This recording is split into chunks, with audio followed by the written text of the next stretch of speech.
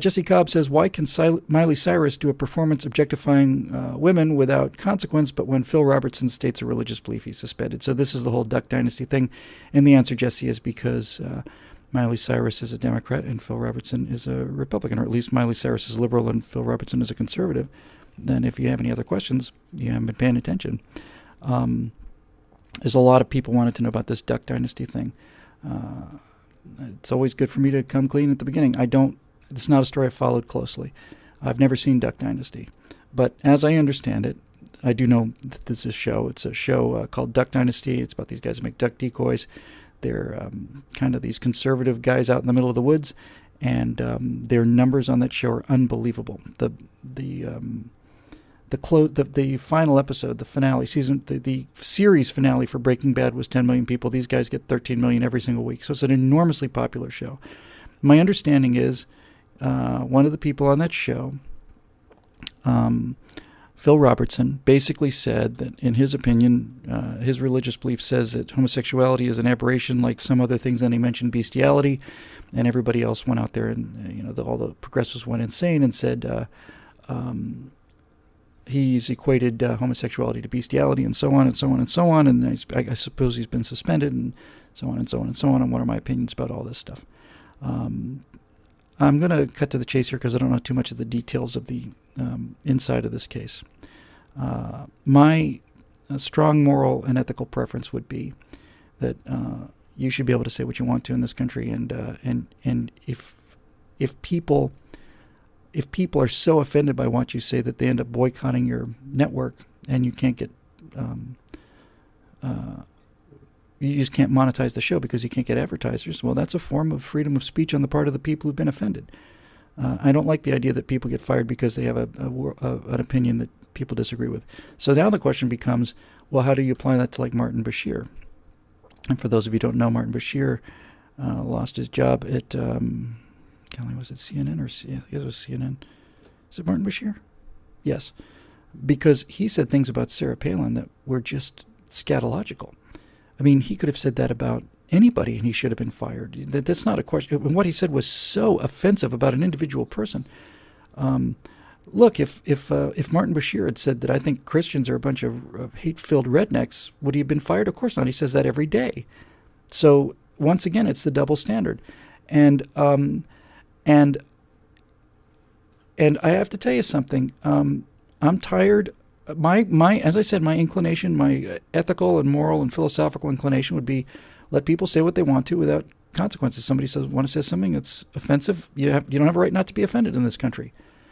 But I will tell you this. I have watched now for 5, 6, 7 years and watched our team just take it on the chin again and again and again and again and again and again and again.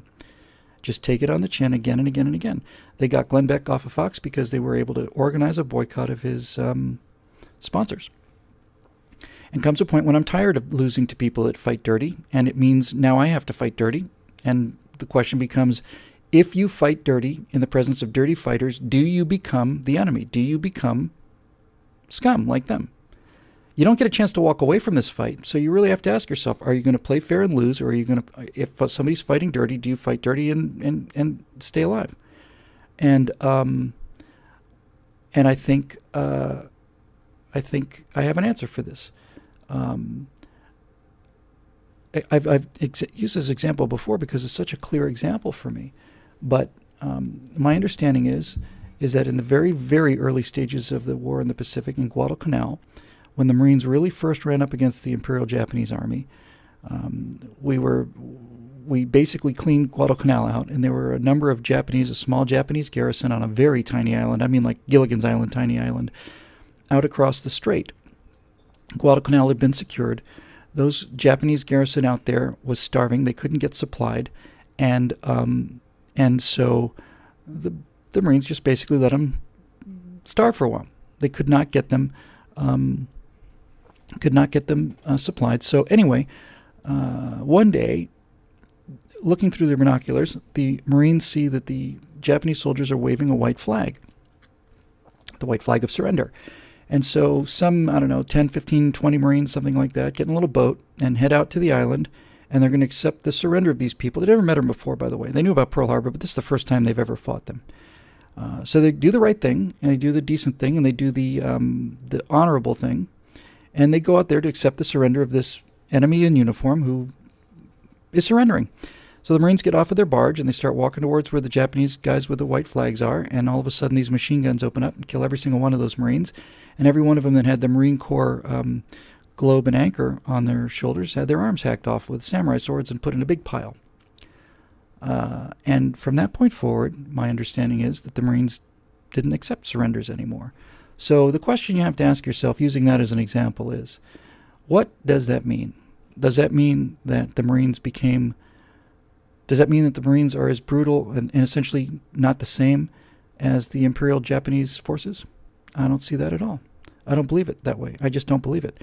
I think what you have to understand is, when you're dealing with people that have a code of ethics that mean that a fake surrender means you call for a medic, and through the kindness of one person's culture and the generosity and the fundamental decency, and you go to attend to a wounded enemy soldier, only to find out that he's holding a grenade so that he can kill the medic.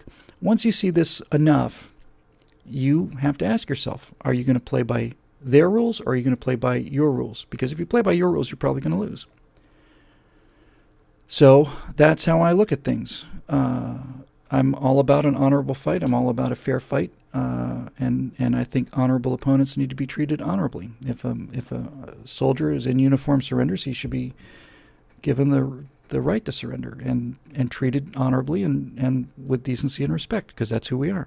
But if people keep abusing that inherent decency in our team, then they are no longer honorable opponents. And when they no longer are honorable opponents, they're no longer worthy of honorable treatment. They no longer deserve it. And that's how I've come to feel about these culture wars and these firing wars. Our guys have been the victims of lawfare. They've been sued and boycotted and embargoed off the air. And I've seen it for 7-8 years now, and I'm tired of it. So now it's time to fight back. And my friend Jeremy Boring and the guys over at Truth Revolt organized a Twitter campaign against Alec Baldwin when he made those homophobic comments, and got him kicked off of MSNBC, and cost him his Capital One endorsement. And they also were a big part of getting this guy off the air at MSNBC. Do I like that? I do. I don't like the fact that I have to do it, but if we're going to be fighting these people, it's a sign of us punching back. I'm tired of getting punched in the face and not hitting back. You know, I didn't set these rules, but they did, and I'm tired of losing. So, if it turns out they force him off the air, that show is so spectacularly popular, they will do a show somewhere else called Dynasty of Ducks, and no copyright violation to Duck Dynasty, obviously, and that show will be a big success because they're enormously popular and there's a market for them. And frankly, if they do get pulled and the show is pulled, somebody will buy that show and it will triple their audience. So that's my opinion on the Duck Dynasty thing.